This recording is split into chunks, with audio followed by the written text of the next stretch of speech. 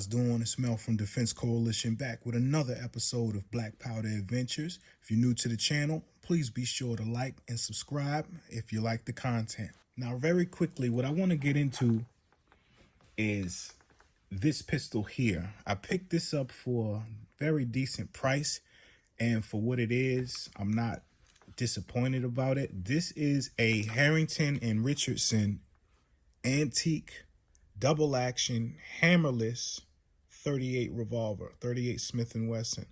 If we can get it to focus there. I don't see any patent dates up there, but it lets you know who makes it.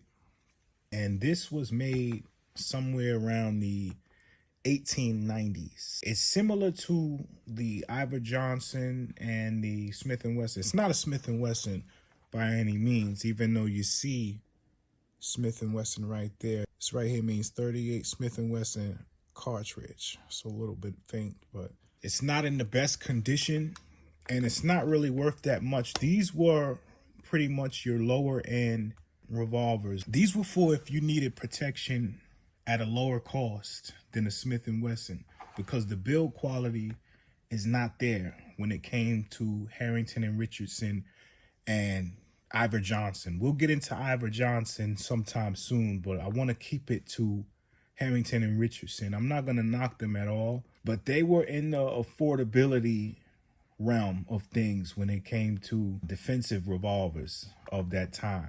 But this is a break action. There's a couple things wrong with it. You can see where the ejector doesn't pop and go back down. You got to do it manually. So there's that. And when you go to close it, you have to shut that manually.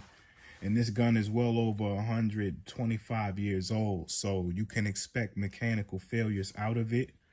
But the double action works.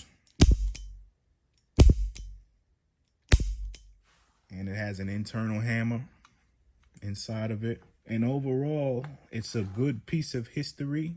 I got it because it's going to be a lot more rare than some of the others that were around at that time. Now, when I talked about durability and build quality, comparing this to the Smith & Wesson, this here is my 38 Smith & Wesson double action third model, and these were made between 1884 and 1895.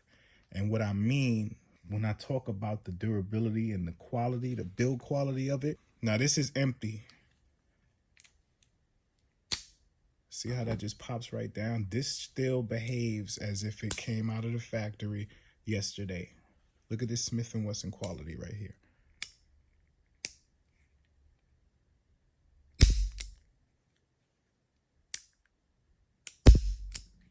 Flawless, like out of the box.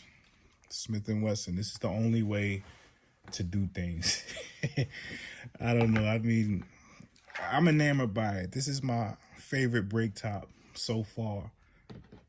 But the Harrington and Richardson, what I like about this one is this 5-inch barrel here. It's going to give you more velocity, more speed, things of that sort. A longer barrel is kind of what you want. The concealability, when you compare these two, definitely got to go with the Smith on that one. But back in the days, if you couldn't afford a Smith & Wesson, this is what you went to. You turned to Harrington and Richardson. For what it was back then, they were fairly reliable, along with Iver Johnson, if you couldn't afford to get your hands on the Smith & Wesson. Long story short, they did the job. They did the job for many years. And if I take this to my gunsmith and he fine-tunes it, it's going to continue to perform as it should. But I'm just on the fence as to what I want to do with this piece. I'm not sure I want to, I don't know, invest the money into turning it into something or just leaving it as it is, as a showpiece. It's a great showpiece. Like I said, it is a piece of history. And all of these are antiques, by the way.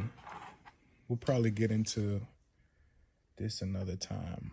Also on the fence, like I said, about the Harrington, I'm not enamored and in love with it. I just thought that this would be a great piece to show you guys and share with y'all here on the channel. So jump down in the comments. Let me know y'all thoughts on the 38 Smith & Wesson Harrington Richardson top break large frame. Until next time, I'll see you guys soon. Y'all stay safe out there. Don't get into any shit.